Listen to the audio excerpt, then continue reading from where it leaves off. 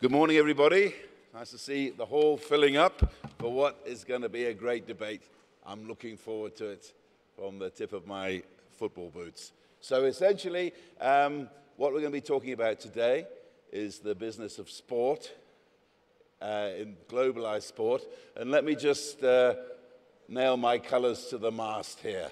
I started playing organized football when I was 5 years old.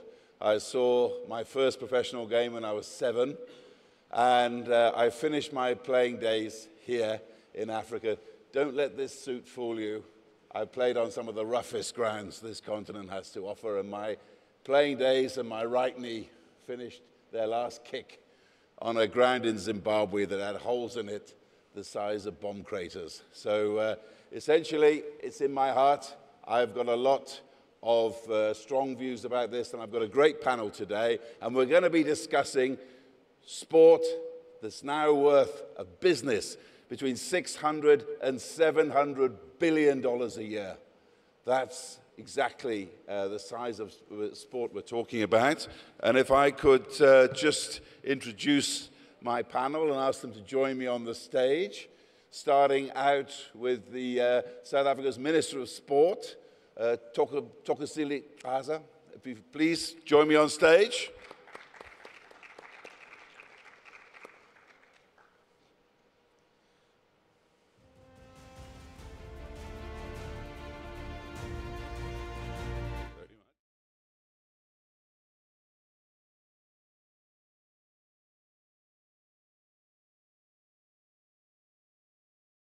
If we could also ask on stage Rejoice Simelane. He's an executive director of the Premier Soccer League here in South Africa, and also a leading light with Mamelodi Sundowns, my Brazilians, one of the greatest teams ever to have strapped on football boots in this continent. And last but certainly not least, can I welcome on the stage Masai Ujiri.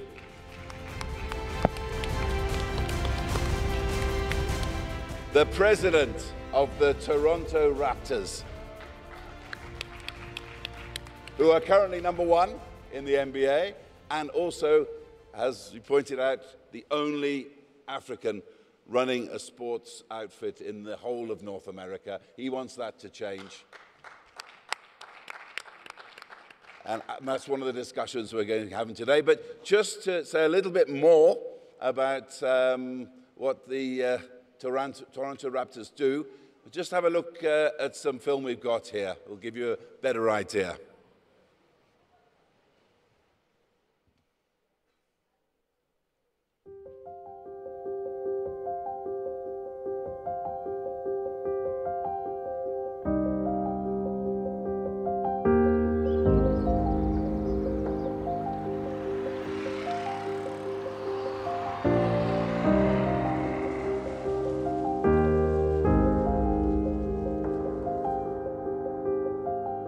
When I think about what Alma has now accomplished in building this center, what I think about is that first night in the yard, and I looked up at the stars, and I visited my father's grave, and it connected you to your past, and it connected you to the stories of those who came before you, that then fortified you for the future.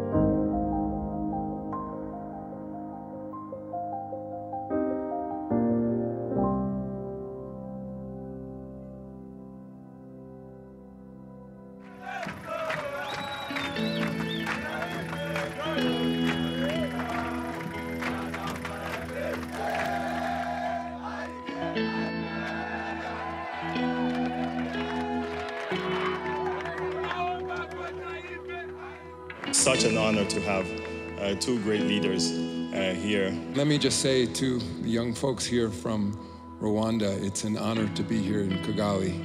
It's my first time in Rwanda. It's a beautiful country you have here. And let me just say, take advantage of this opportunity.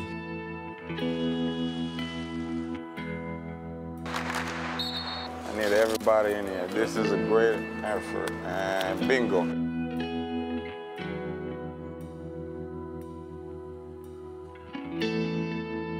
But I never one day expected that we actually gonna build this nice school by the water with a gym on it. And looking at the Congo as a big country, I'm very appreciative and thankful that this moment actually get to happen.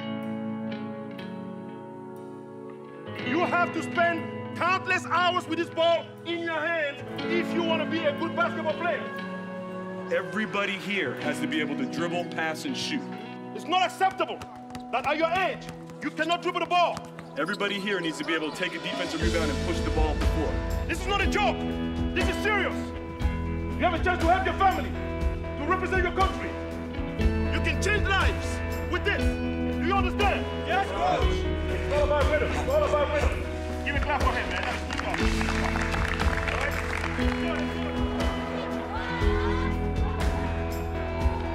Everybody go like this.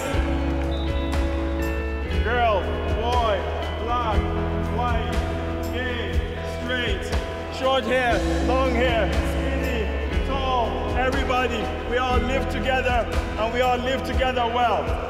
So we'll dance together, we'll sing together, we'll play together, we'll learn together, and we'll cry together.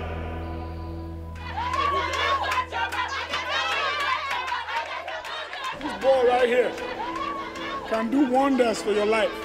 If basketball is important to you, take it very seriously, okay? And then life lessons as well, not just basketball, okay? You gotta stay in school.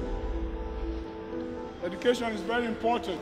If you want to advance in life, you have to educate yourself, which is the most important thing in life.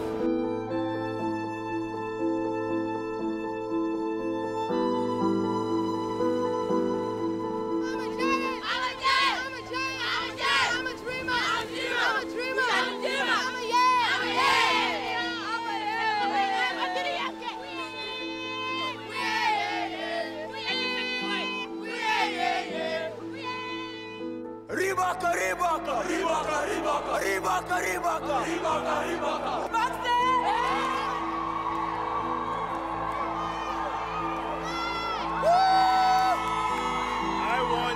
I want you guys to be the next leaders, okay? Yes, because I have a little son right here. I have a little daughter. You guys have to be the example. We all have young kids. You guys have to be the example for them.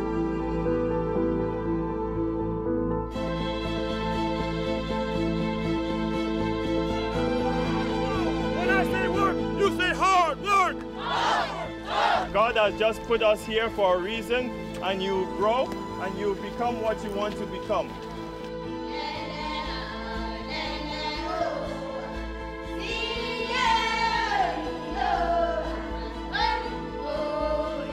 I'm asking you to speak about what is happening to the girls here and stand up for it, because I'm telling you that if you don't do it, the older men, the older people are not doing it. Yeah, they are not doing it. It's remarkable for me to be back in the north. This is like homecoming for me. Basketball brought me to Maiduguri, and basketball got me out of Maiduguri, and basketball brought me back again. There's so much talk about things that happen here, but people live normal lives. We want to bring a basketball camp here. We want to bring a basketball camp here.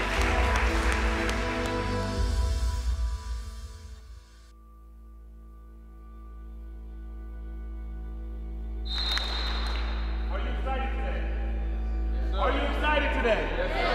Are you ready to have fun today? Yes, sir. You say fun. Have fun. Have fun. When I say dream, you say big. Dream, big. Dream, big. Dream, big. Dream, big.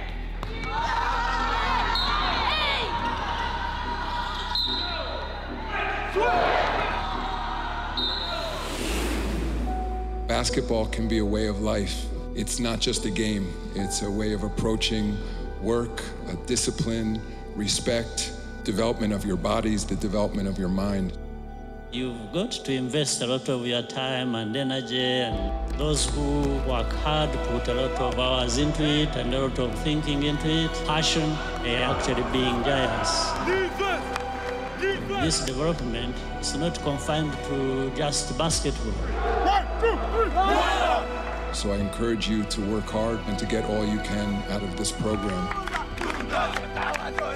This is my team back here, isn't it?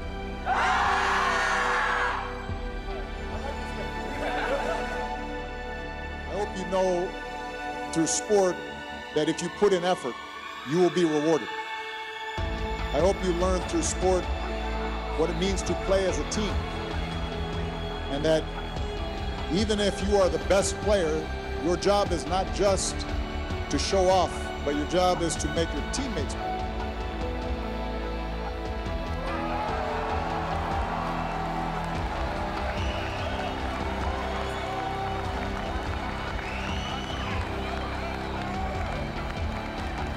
Thank you, Masai. Thank you, Giants of Africa.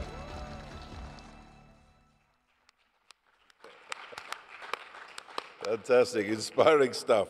But I just want to go along the line just to talk about our connections with sport. I've already told you mine.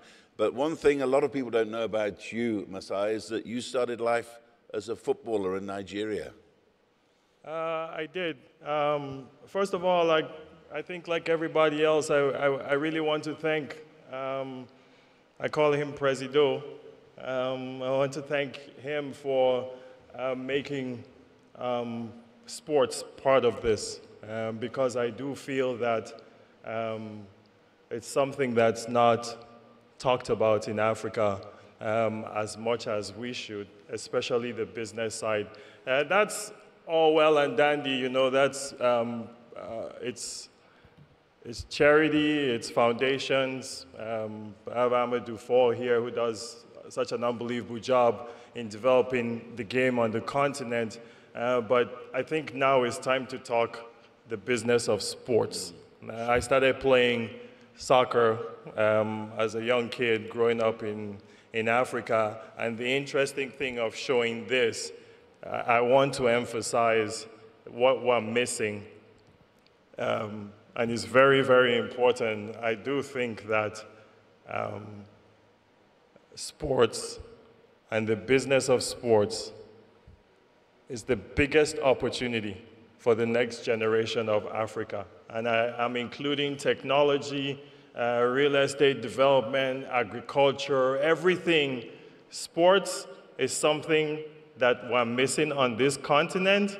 And the reason why we're missing it is we don't recognize the talent because we walk around, the talent walks around like it's normal. Yeah, so you take Senegal, for instance. You go there and you see all these tall human beings in Sudan, in Mali. You go to Cameroon, Congo, and you see all these physical, Nigeria, physical. You see all the talent in football, all the runners in Kenya. All these things are overlooked in sport in Africa because we don't pay attention to it because we think it's normal.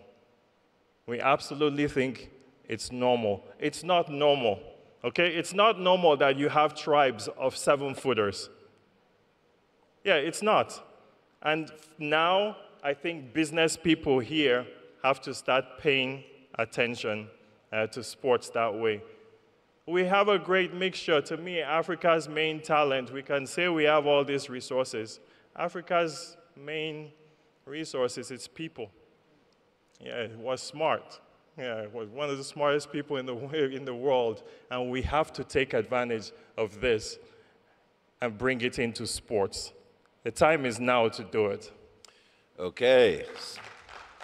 Rejoice? Just a brief statement on the business of sport, and also just a little bit about your passion for sport too. Is this on? Yeah.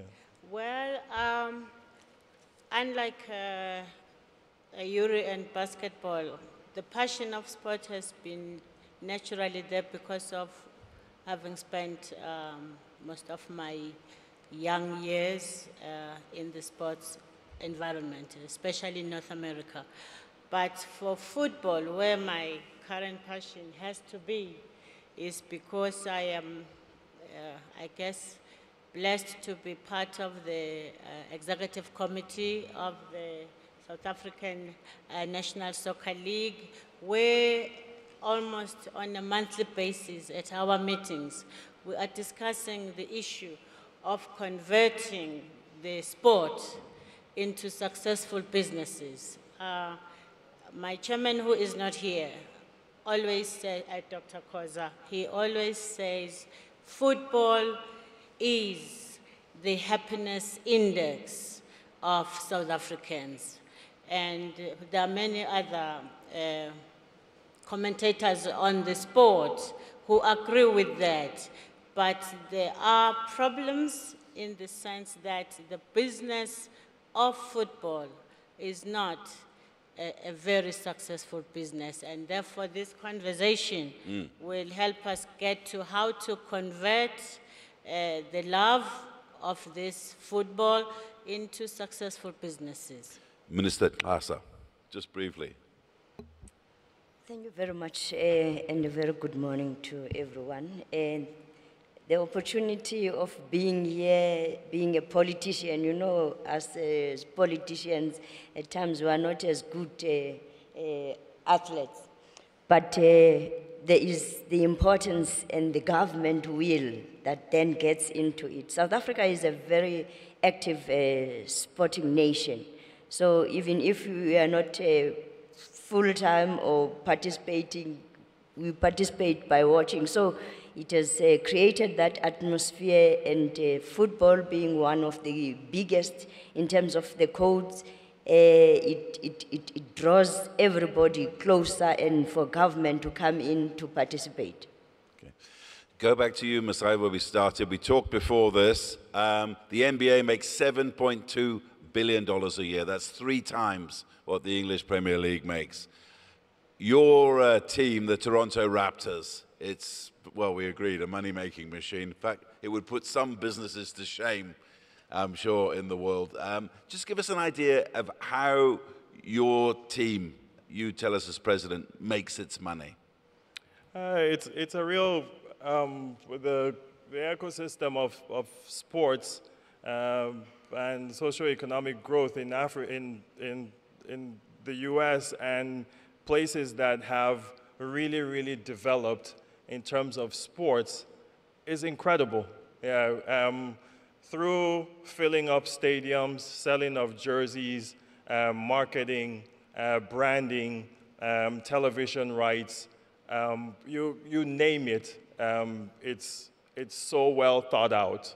And you wonder what it would be like if we had that on the continent here, because we are the ones supplying a lot of the talent. We have the talent here. I'm going to stress this even more, that we don't even know how many LeBron James or Serena Williams or Pelés, how many have passed through their lives in Africa and were not even discovered. They never even played a game because there are no courts, there are no fields, there are no leagues, there's no encouragement. We don't put the resources in it. That's what they do over there. That's why the business, that's why the Premiership makes 2.42 billion euros university sports. Everybody knows the NCAA in America. It makes incredible money from everything that they do. If you go to, she was talking about Connecticut, the money they make, University of Connecticut, all these universities. So when I look at this and I see that we have the talent, which is the base, and we have the businessmen, we have the acumen, we have the smarts. So the biggest issue, and pardon me, Minister, I'm going to say this, you know, the biggest issue in Africa is why do we I want to ask, what is cabinet reshuffles? Yeah, why do we have that? Yeah, you take one minister, and I say, pardon me, ma'am, you take a minister of works and housing, and now you put them to become minister of sports.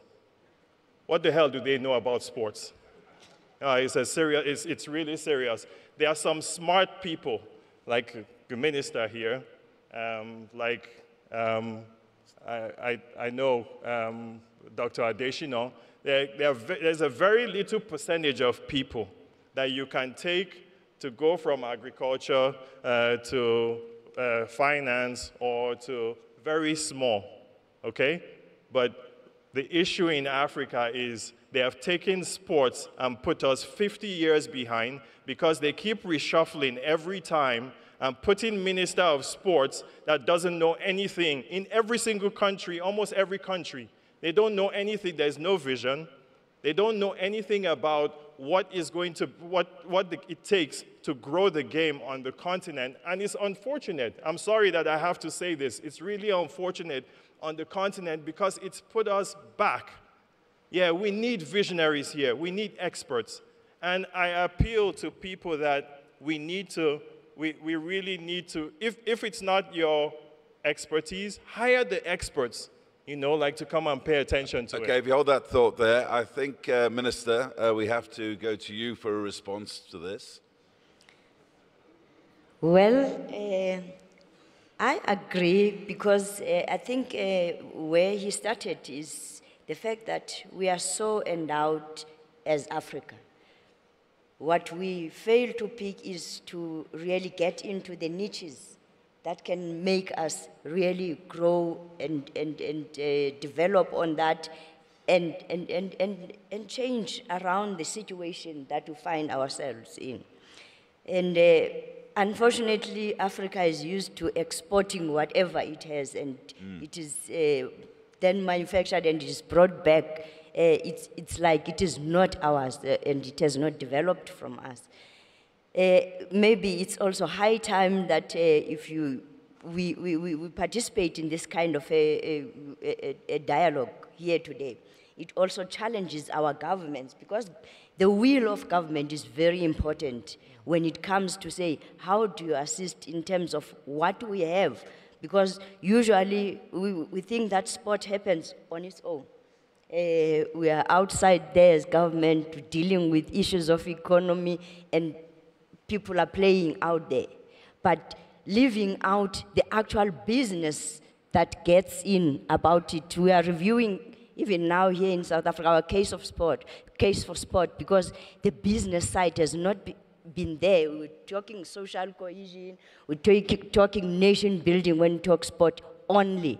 So now we're bringing in the element of business to say, just like when you talk mining, you here are also talking where beneficiation comes in, where ownership comes in, where transformation is not only translated as part of looking in athletes on the field, but also the actual management of it and development of it and making sure it remains here in our space. So there is that direction which governments and our government is taking responsibility on.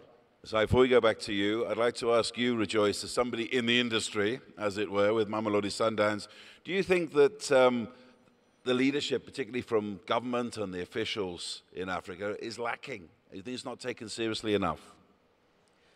I wouldn't talk more about the leadership in government. I will talk more about leadership in the different clubs themselves, and then up to the level of the leagues that are governing football. I'm talking specifically about football. There have been observations made regarding governance. Observations made, and of course, he's talking to that also, Yuri. Observations regarding having in place, establishing first solid institutions so that the leagues are run professionally. I just want to make a comment before I forget it. When Sundowns hosted Barcelona the first time, the stadiums were full to the rafters. The stadium that was used, full to the rafters. 2010, I went to several matches, full to the brim. And recently, a few months ago, Sundowns hosted Barcelona again. People were standing outside to watch the game. But when it comes to our own domestic football matches, then things are different. That is where then the running of the sport as a business comes into play to say, gate takings, how much revenue do you get from that? How well is the club marketed? Statistics show that currently in South Africa specifically, over 70% of revenue comes from broadcasting rights. And therefore, there is a need to find ways to diversify sources of revenue, but you cannot do that unless your business model is solid. I have to put the question back to you, Masai. Where you have your professional life, I ask you the question, what are the authorities and what's the ministry doing there to help develop business as a sport in your field? You mean on the other side? In your field there, what's the difference? Well, it's why we're here. It's everything is, a lot of things are privatized, right? And that's why we appeal to the private sector here to get involved. If I come to this conference and they tell me, people that come up here and they say they're making 100 billion deals, $2 billion deals, $200 million deals, I'm telling you, every company, every single company has to pay attention to sports, okay? And take all the billions that's been mentioned here, just take $50,000 and hire an expert in that organization or whatever your company is. Only $50,000, because we're here talking about billions and millions. $50,000, go find the smartest mind, okay? A sports expert, okay, that can come and tell you some of the things that your company can do, okay, to invest in sports on the continent. And that's what has been done over there. So if I go back to Rejoice here, Mamelodi Sundowns, sounds simple. Just hire the experts, pay a bit of money, and they could turn Sundowns into a profitable company as opposed to a loss-making football team. Well, I haven't said it's a loss-making football team to start with. But without really looking at individual clubs, I think we want to focus more on how clubs across, especially the Premier Division clubs, the 16 clubs, how do we assist each club to be run as a business? Remember, a vast majority of those clubs were started out of the love of the game, not as businesses. Now the challenge is to say we now have to convert this love into a money-making business instead of the losses. That is why I like some of the suggestions that Yuri is making. Well, Minister Klaas, I have to ask you as well, on the theme of what we're talking about, why not do something radical in the sports ministry, get a business development manager from the private sector to come in and see how he can nurture sport and make it into a business here? Maybe South Africans would remember that we instituted an inquiry into our confederation. And the suggestions there that are coming in, they are also bringing in that very element to say you cannot just be talking athletes only, but bring in the business side and business experts into it. So that already is flowing in, is part of the program that we are handling. But critical to it is to what extent private sector also comes in. I think the suggestion here to say, you know, the contribution and the direction private sector can bring in, it contributes a great deal to the human capital that we need to develop, but also the success of the very businesses, because the jobs that they create, they also want people who are going to be productive there, and sport can do that. But on the other side, the diversification of businesses themselves, because if you look into sport, you're looking into hospitality issues, you're looking into merchandising. It's a broad spectrum where business can also further invest. But we're looking into infrastructure partnership in infrastructure, because if you look into that picture, it's not a very good picture. But the talent is there. We are looking into developing that talent, but it gets snatched and taken out, away, and therefore leaves the shores, and therefore cannot further develop. We're looking into those aspects. Okay, Masai, I'll come back to you. Aside from the government aspect, in the leadership in sport in this continent in particular, I remember many years ago I was doing a story about the recovery of Rwandan football after the genocide. And I asked an official there, what's the biggest problem with the game here?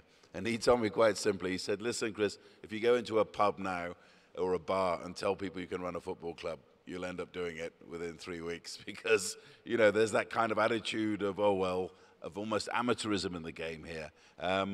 How, from your experience in a more sophisticated market, can we ever change that? I think there are a number of ways. When I heard a stats that there's more, I think it's Manchester United and Arsenal and all these teams have more supporters in Africa than they have like anywhere else. Yeah, it's incredible.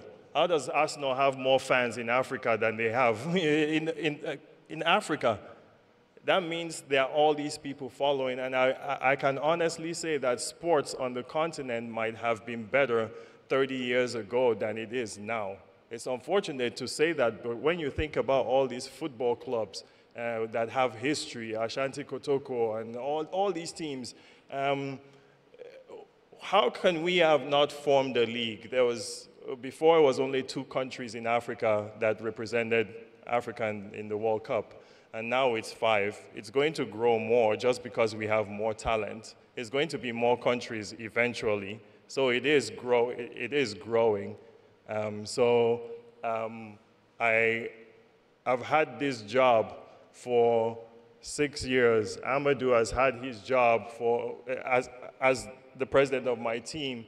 And I've been a GM for 9 years. Amadou has been one of the leaders in sports for years and years. He heads NBA Africa on the continent here. I have never gotten one call from an official in Africa to say, how do you guys do this? Or how does this work? I even call people to find out how things work here, so I can take that knowledge a little bit and see how it transfers even in Toronto. Yeah, it's learning. Yeah, but we have so many ego-driven people that don't know about the sport, and I keep specifying it because that's the issue in Africa. Yeah, we don't have experts. When I see technology, there's no way that you're bringing somebody that doesn't know about technology, that's in technology. There's no way you're bringing somebody that doesn't know something about banking, that's in banking. So why do we, in sports, why do we have to put up with people that don't know anything about the sports? It really bothers me. And why don't we learn? Even if you don't, come and learn what the Premiership is doing, what the NBA is doing, what Amadou is doing with NBA Africa, what these experts are doing. And how can we bring it? How can we have the game? We've had the game here, the NBA game. And I know Amadou is trying to take it to the rest of the continent, and that's why we've gotten President Kagame, Kenyatta, all these guys involved. But everybody is crying in Africa that why can't the NBA game come to my country? Why is it always in South Africa? Well, guess what? There's no, tell us the stadium, and we will bring Toronto Raptors to that stadium now. Yes. Yeah. If you have the arena, we will bring it to you. Yeah, but we don't have the arenas, and those are the challenges that we have. So I'm appealing to these companies. I'm appealing to people. Even if one of these companies builds an arena, do you know what my arena does? You asked me that question. Well, today we play an NBA game, then they strip it, and they play a hockey game the next day, a professional hockey game. Revenue comes in. Then the next day, Drake plays there, or Beyonce, or somebody, or Two-Face, or whoever, the Davido, comes and plays there. And it's revenue coming in. We haven't thought about that. I go to the national stadium in Nigeria, or every country has a national stadium like that. Unkept, unorganized, it's dirty, there's nobody, it's unkept, okay? And there's no vision. There's no vision. If somebody that really came with a focus came and put money into this, do we know how much you can make out of a stadium that's run well, that's organized well, and has a business direction? Yeah, you want to make money. There's so much that can be done. You can put restaurants around it. Yeah, you can put sports shops around it. Yeah, there's so many activities. I go to do my basketball camp in Nigeria, and in some places, they use the place for a wedding because somebody has given somebody some money, and they just come and close it, and they use it for a wedding, or they use it for another event. I'm not saying they should not even do that. Do it in a way that the government makes money. Yeah, do it in a way that it's organized, not you're doing it for your friend, and that's how we work. Yeah, and we shouldn't work like that. Okay. But you're touching on a subject as well about the business of sport. Before this debate, we were talking about how Africa won the World Cup for France. Yes. You could argue that, certainly. But my theory is, and I want to ask you about this, Rejoice, I think a lot of the talent is being sucked out of this continent like marrow from a bone, and it's not coming back half the time. A lot of the people now who play for France, who were born and bred here, they've gone. Their children will play for European clubs, and that's it. They've gone. And also, you've got to appreciate as well, Rejoice, every Saturday, and I know I've been there, in Accra, in Lagos, there are scores of people with Arsenal shirts on watching football on TV, and Sundowns and Pirates and Chiefs are struggling to keep up, I think. Doesn't that worry you when we're talking about making a business and making more money out of the sport? My response to that is that it is very good for players to be incentivized to work hard so that they can get opportunities to, if you like, go and play overseas to make more money for themselves, to get more exposure. Our challenge, I agree with a student who just graduated from Turkey's, in his doctoral thesis, he's discussing this at length. And his view is we have to grow more timber so that even if we lose some players, we still retain. The challenge is growing the timber, the infrastructure that is needed. How do we professionalize these academies that are required by FIFA, that every club must have an academy? The question is, how well run are these academies? Are they producing to the degree that they must?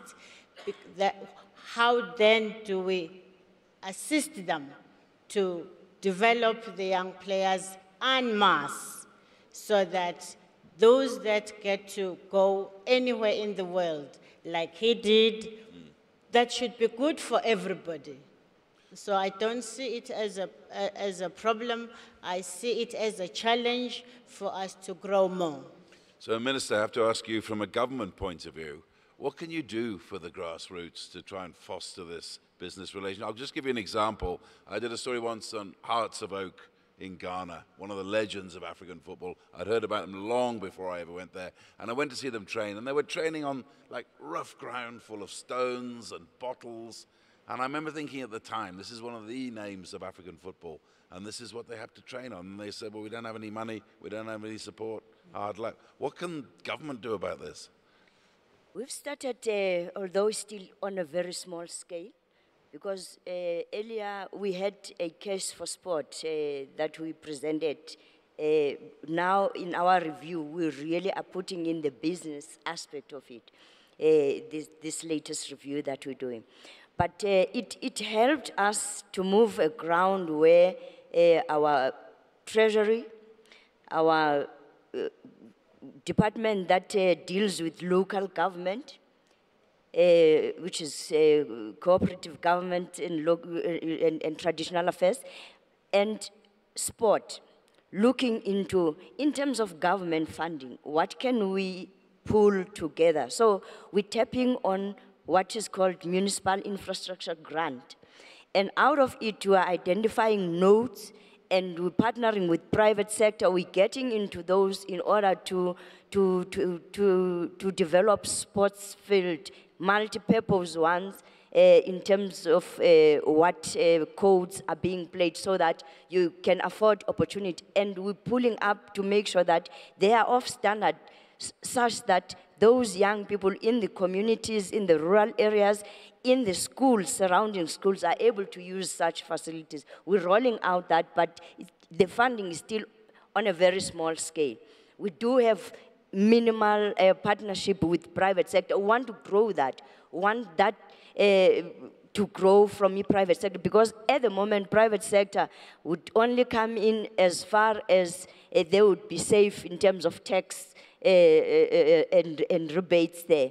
But should that grow, it is going to help even more. And in terms of the review that we are doing, it also gets into say, when private sector come in and sponsor these young people who are also looking at furthering our interactions with the revenue services to give them rebates around those.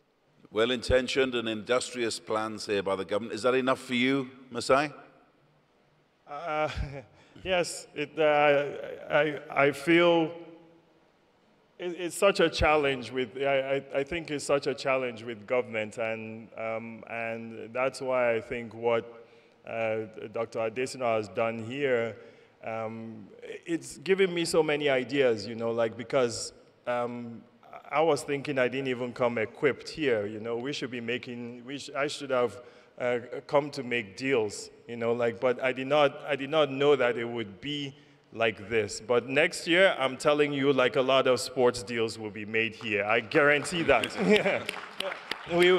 People will come, and we will really come prepared now, you know, like that. I know that this is going to happen here, because I'm telling you guys, Africa is no more afraid. We're not afraid of anybody anymore. Yes, the continent is bold now. The people are bold. You see what entertainment is doing. You see what rappers, Davido, and all these people in singing and movies, and it's shaking. Yeah, people are paying attention. If Drake is asking me about who Wizkid is and what is happening in Africa, and people are really paying attention to it. And then you can see in every other thing how much China is here, how much technology is growing. I was so curious to listen to the panels on energy, in agriculture, and how do we bring all of this into sports? Yeah, and there's something unique about sports. It brings people together. Yeah, it's that one thing that makes people happy. It gives people hope. You show your pride and your culture. And what is it more that we have on our continent than that? That's why I was proud to show that video, because you can see that court that we built, the colors. Yeah, it shows who we are. Why can't we have creative minds? Why can't we have that vision? Why can't we bring music into this? Why can't we bring, yeah, and that's why I keep emphasizing on these arenas and facilities and infrastructure that we can bring so many things together. Just come and study it a little bit how it's done over there, and we can transfer, because the basic thing is the talent. Yeah, that's what you need to start off. And we have abundance. It's scary when they say that 1 out of every 4 people in the world, by 2050, 1 out of every 4 people in the world will be African. Can you imagine that? And then they say 60%, everybody always says 60% of the population of Africa, I don't know, 70% is 25 years old and younger. What better off than sports? Yeah, because when we look at our games and we look at the speed of these athletes or the length of their hands, and we're looking for length. We say we're looking for long arms. And then I'm walking in Senegal and you're seeing kids with their arms up to here. Or you're going to Sudan and you're seeing their kids up to here. Or their legs are like this long. And we're not paying attention to it. Yeah, we should be paying attention to it, because selfishly, that's money walking. Yeah, it is. Yeah. And I'm being selfish here and talking about basketball because that's my domain. How about soccer? Yeah, how about football? How about boxing? How about track and field? Yeah, how about all of this? Yeah, I'm telling you, we're not paying attention. Women. I'm so proud I'm on the panel here with 2 women. We're not paying attention to women on the continent. Yeah, women in sports. How athletic.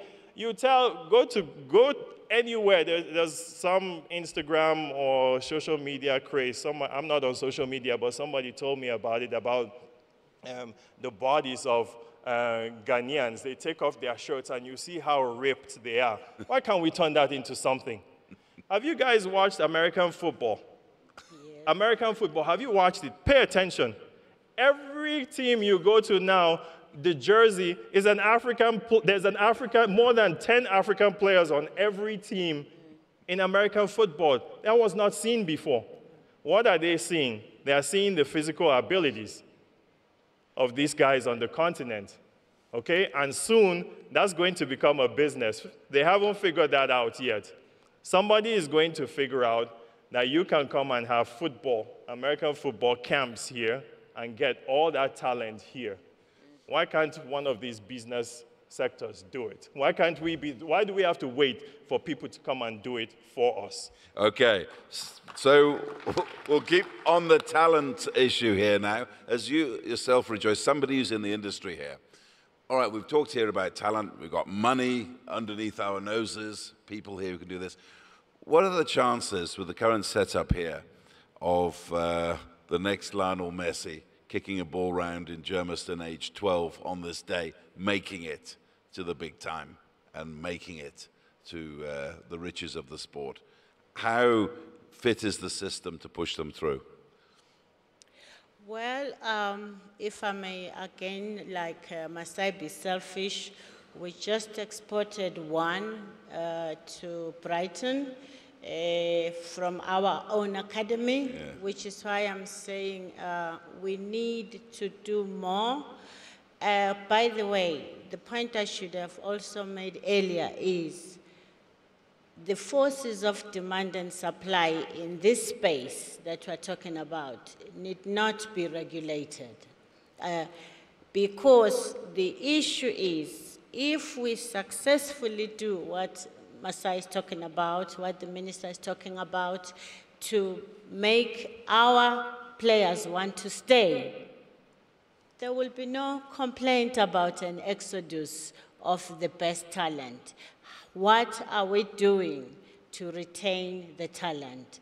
And one of the things is to grow enough, and only a few of those will see greener pastures, which is natural, but we have not done enough to make sure that the talent that we are generating sees this as the green pasture instead of outside. That, for me, is the challenge. But I think with interactions such as these, the necessary infrastructure will eventually be, no, it's already there, but it will be promoted and increased and expanded so that the quality of the training, which is what again Masa is talking to, is realized. Chris, can I say just something? I think she's absolutely right, and communities, I think, they are attracted to homegrown. There's something about a homegrown talent that if Kaiser Chiefs or Orlando Pirates, you know, they have, you know, like that 17, 16-year-old kid playing for them, you know, and they're paid well. We control all these things, you know, like the way it should be, not people just wanting to export them. The stadiums will fill up. Yeah, the stadiums will fill up. I know when I was growing up, my dad would take me to go watch football, and there was one time he was actually really sad because we couldn't get into the stadium. It was so packed, and this is in northern Nigeria. Yeah, so it was big time. So it's because there was homegrown talent. At that time, there were not very many players playing overseas. When the Nigerian professional team, we had the African Cup of Nations, we would invite one professional back, you know, and it's only one player that's playing overseas. Now, in Nigeria, you can have 10 Nigerian national teams with professionals playing in Europe. Well, even there's a requirement, isn't there, that if you play for Nigeria, you have to be in the top flight of whatever league you're in. It was a story we covered recently, yeah. Yes, and in many countries, whether it's Ivory Coast, Senegal, now even small countries can win the African Cup of Nations. Before, it was Nigeria, Ghana, as we said. Yeah, but for me, it's very important. I'm going to keep stressing it that this sector, the private sector, get involved. You know, like, and people like the minister now, she knows. Yeah, she's been exposed. We were with her when Amadou hosted the Africa game here. We brought the NBA here, and you see like the dynamics. I sat by her and she said, wow, look at all these athletes. Look at how tall they are. Look at how big they are. You know, like we really have to pay attention to that here. And if we keep that talent here, and by the way, outside of sports, there are people like us. I'll say, Amadou, there are so many people here, Will, Vivian. I see so many people that even work in the game that we never played in the NBA. Yeah, we never. That's the unique thing about Africa is we have smart people and STEM, visionaries, creatives, everywhere. And the business of sports is another part that we're not exposed to. Yeah, and we need to expose ourselves to. How am I the president of the Toronto Raptors, and I might be the dumbest guy in this room with all the young kids, all the smart kids, all the people that have all kinds of education, with Generation Z, who are exposed now to technology and social media and information, mass information. How is it that we don't get more people to know about being a sports lawyer or a sports doctor or a sports engineer, whatever it is? As a kid in Nigeria, I used to battle in my head on how I'm going to buy a $15,000 upright rim to ship to Nigeria. By the time you ship it, and then it stays in customs in Nigeria because you have to go and bribe to get it out. And then there was a kid who played basketball, and he wasn't good enough to go far, and he started thinking, he studied engineering, I should start making those rims. And he started making them. And a lot of the rims you see in that video are made by him, okay? Yeah. And that's his business now, making tons of money. So that mentality of we had to ship it here and ship it here and ship it here, somebody is making it on the continent. Well, that's what this whole conference is about, is it not? Entrepreneurs taking advantage, taking a risk, and getting somewhere. But, Minister, you can hear the ambition and the unabashed confidence from the young man at the end of the line here. What do you think yourself, as politicians, as administrators, people who run the sport here, can you do to help match up with this passion we're feeling here? You know, currently what we are doing, we are building one national training center. All provinces in the country have agreed that we harvest money. I think private sector, we are inviting you to partner with us. And the nature of that center is such that it opens opportunities because it is going to be a world-class center with hotels, with accommodation, and those aspects are those things that would not have been thought to be part of sport ordinarily in how we are dealing with it. So we're crowding in all of that into one space, and we want to afford our young people and therefore develop the talent. So it's aspects where we want to pull in even experts who are going to be part of nurturing that talent that we're going to scout from elsewhere. So we gradually are moving towards that, and we're calling upon private sector to really work with us. Because yes, Dr. Smelan, as we are saying, if we have more, we won't then be scared to have them also, getting to be scouted to go out of the country. You know, in the last few days, while the negative element around us developing this talent and it lives, Athletics South Africa was saying,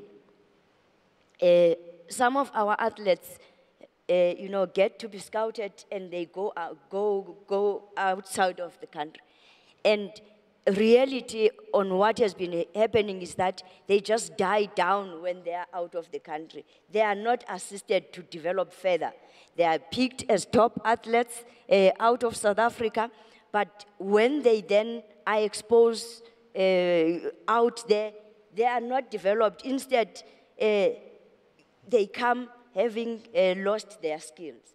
So it means Africa needs to rise to also look into how we can grow them further to participate in the outside space, not only to go there as just because there is no opportunity back in Africa, whilst we have such great opportunity to develop that talent, to compete out there in the world and bring back those medals, bring back that money that can change their lives because they can live out of sport. Messiah, what's your reaction to that? I'll go away just 1 second, and I think this, I don't know how this is going to be done, but I think one of the things we have to really emphasize on, and do we have mics? Do we have mics here? I've just checked with the organizers. We do. So we can... yeah, because I want Amadou to say... There's some questions coming. To come and back me up a little bit. But I do agree with the minister. Again, it comes back to the business of sports. One of the things, I know it's being discussed on a high level in Africa that we really need to emphasize on is how do we open the borders of the continent? That is going to be a huge key to everything that we're doing, whether it's everything that's being discussed here, I know, on a higher level, but how much would that help in sports? And I think it's actually really overrated, where we really overrate what the borders are. At one point, I was having issues in Nigeria doing the basketball camp, and I said, okay, you know what? I'm going to try and go to my mother's country, Kenya, to do my camps. And you go and you build a network. You look for people that you can help. And it's not that hard you know, like to go to other countries. We can all work together. We make it sound like this border thing is like bigger than it is.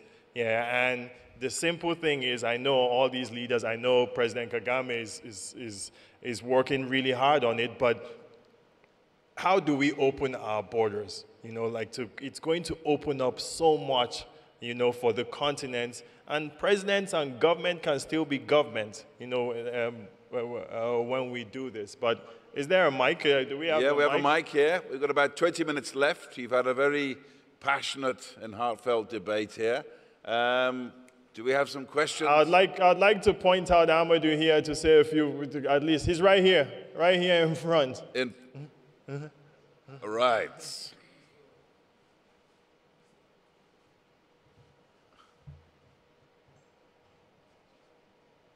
Well, thanks for putting me on the spot, man. Yeah.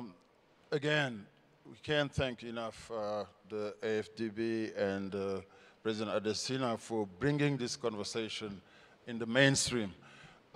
Very quickly, as I saw that video in the opening, what really caught my attention is some of the folks that you see there, some of those young players that are from across Africa. Bismarck Biombo, he's from Lumumbashi. And the reason why I'm just emphasizing this, to show that the journey they took kind of really tick all the boxes in terms of why sport as a key driver for economic growth on the continent. We talk about the issues, you know, from a leadership to a lack of infrastructure, but we've seen through our own lives what this thing can do for self-realization. Whether it's Masai, Dikembe, Hakim, all these great players in the history of our game in the NBA, the money they make, but the passion they have to coming back in the continent and build. Bismarck is investing in education. Because of his story, when he grew up, he was saying he used to walk like some ridiculous number of kilometers because there was no school close to him. He signs a $72 million contract. He's investing in building schools so that kids in his areas don't have to do that. Dikembe Mutombo built a $30 million hospital in DRC. Gorgui Dieng from Senegal investing in agriculture. So just to talk about how sports can be a real economic engine.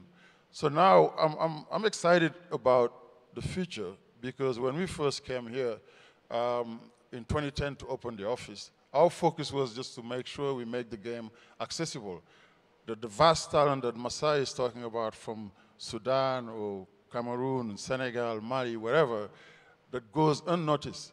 We felt that if we just build courts and train coaches, that talent is going to emerge. And that's what's happening. We have an increasing number of talented players playing in our game. I don't think people realize what Masai is doing and what he represents. He is the first general manager of a professional sports team. I would think anywhere in the world, really, you know, in North America. He is leading the business of the Toronto Raptors, right now the #1 team in the NBA. I don't think, you know, that's enough credit. So where I'm going with this is that we focus at grassroots level just to make the game accessible. Kids are playing, players are coming. Now we have to build the entire ecosystem in the continent. What he talked about, I know the young man he's talking about who's building these uprights, these baskets that you would normally import from Spalding. This guy is building it in Nigeria. We have other young people who are entrepreneurs in building courts right here in South Africa. You know, a young man, all these sports courts you see that was usually imported from China, they're being manufactured here. And in our grassroots efforts, those are the guys that we use. The amount of jobs that could be created through sports. We have, at the NBA, we hire the best in class in everything. We have the best marketeers, the best broadcasters, the best social media people. All these are jobs that kids who are regular students can aspire to get involved in. Our goal is, in the next 3 years, our commissioner announced this, and you're going to back me up. In the next 3 years, we are going to have a Pan-African professional basketball league where kids are going to have jobs, not just the players playing on the court, but all kinds of jobs around it. Infrastructure is being built today. We hosted our third NBA Africa game in Pretoria at the Sun Arena. That facility has everything the minister talked about: restaurants, casino. People came there from all over the continent. They had a great time. The new arena is built in Dakar. In Dakar Arena, President Kagame, as Masai talked about, they are building a brand new arena also in Kigali that is going to afford us to really bring more events on the continent. And the vast amount of talent that we produce is going to find a home to play right here, because we're going to have the professional league that is going to serve that. Thank you. Okay, thank you. Just before the next question, just one quick question I have to put back to you. In some ways, though, we've talked about business and sport here. Aren't we comparing apples to pears in the fact that the environment you come from has been decades of investment in infrastructure, skills, all the things that give capacity for the business that you enjoy? It's not quite been the same on this continent, especially when it comes to mass sports like football. So aren't we comparing apples to pears a bit? I 100% agree with you, but when I look at the Premiership, I remember watching the Premiership and I didn't see it to be a very attractive league. There was a time the NBA was not a very attractive league. Yeah, we remember I remember the Premiership very, very well, and we remember the Spanish league and the Italian league were much better.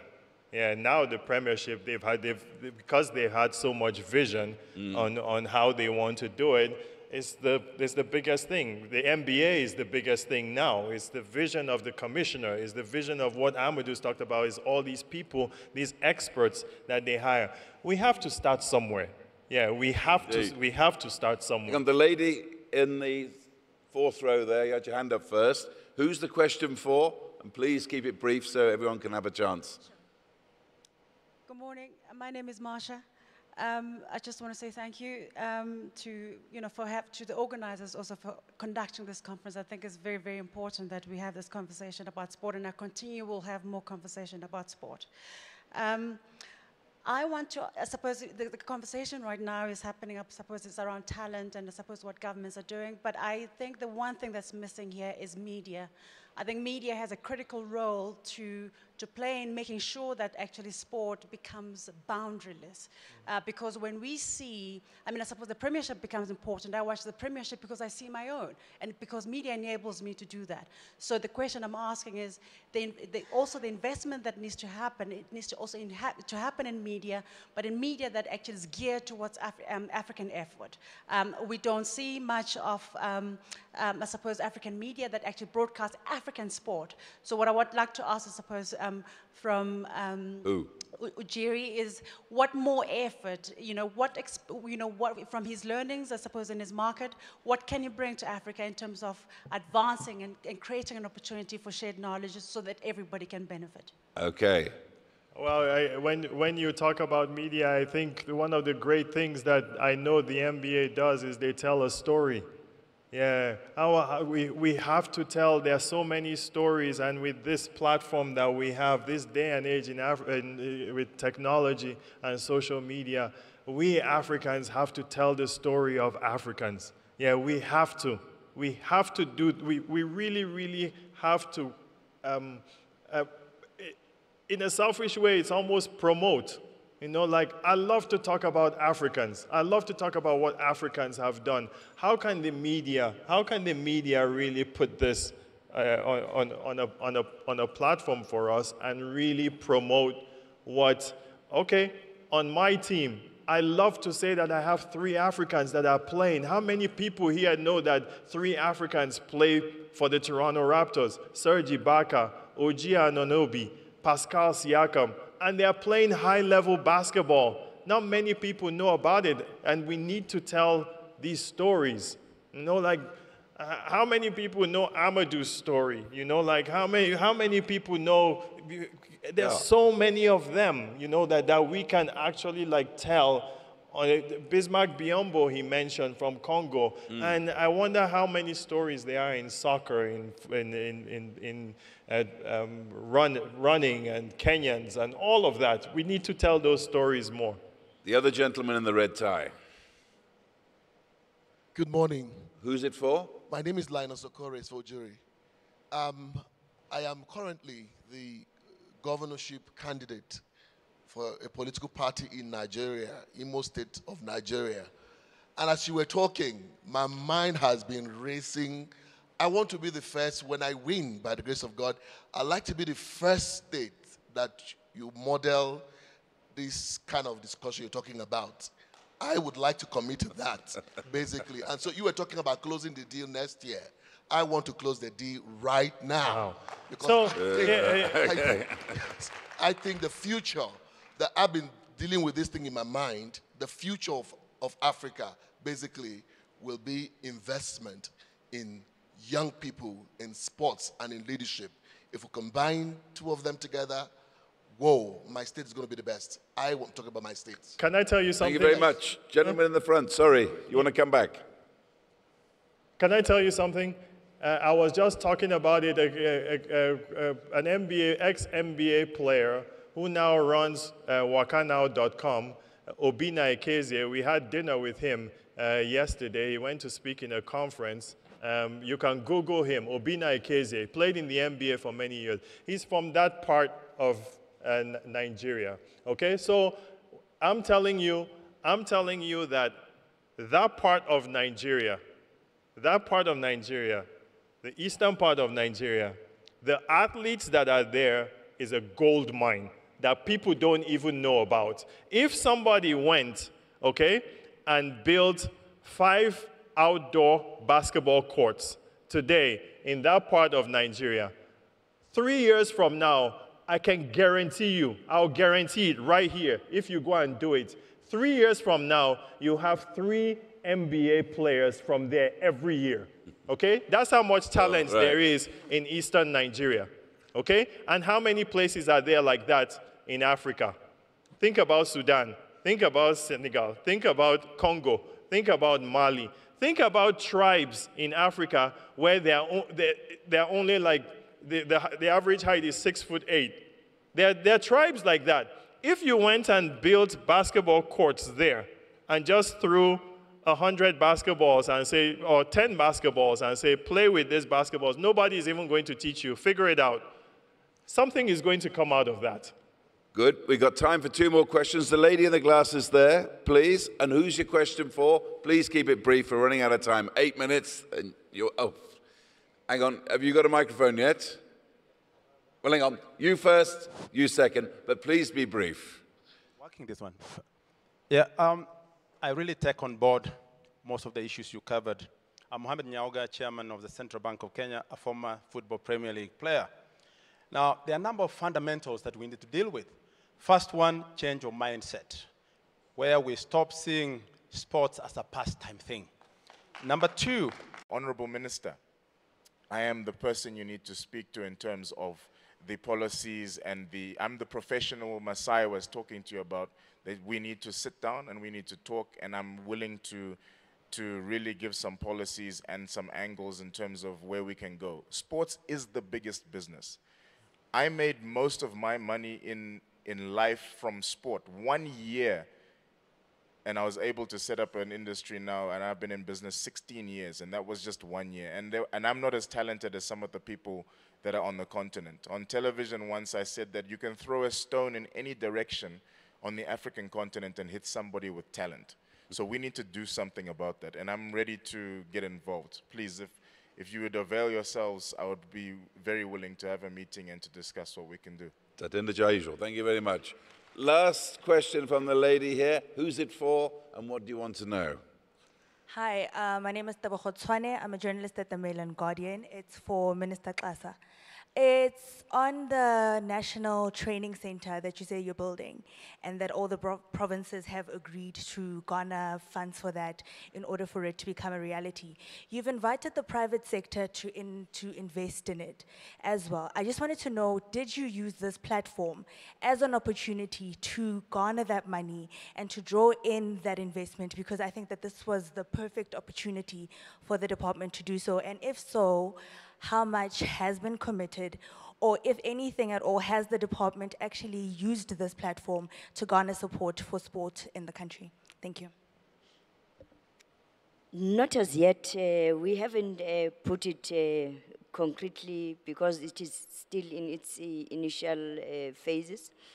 We're still dealing with land issues around it and making sure then we put together a proposal. Because government in South Africa has got what is called Invest SA, which is that portal wherein all of us put in bankable projects when we're finalized. But critical to participation of the private sector. We're looking into various angles of development as we move, nurturing the talent moving forward. So that's the space that is currently there. We've signed with basic education to ensure that we get into schools. We're looking into issues of infrastructure, but also scouting the talent and opening opportunities for young people to actually play. We're bringing back physical education in class, which has not been there or enforced. So we already are having that. But critical to it, for instance, as part of our mass participation and encouraging sport, we produce and buy a lot of soccer merchandising. And a lot of it comes out of the country. And we've not really picked that there is business that we can create, small business that we can create out of that. So this narrative that we need to bring back and ensure that we are able to put, concretely to the private sector, what is it that we're saying? This kind of dialogue is opening that, and it is what we're going to pursue. I'm afraid time's up on this. I know we're a small group on the last day, but a passionate group at that. Thank you very much for your time, your passion, your indulgence, and I can't thank my panel enough for the input for this thing. It's been absolutely inspiring. Mazai Ujiri, the president of the Toronto Raptors, Rejoice Similani of Mamelodi Sundowns and the PSL, and the Minister Thokozile Ayaza. Thank you very much indeed for your time, and thank you for being here. Thank you. Thank you, Minister.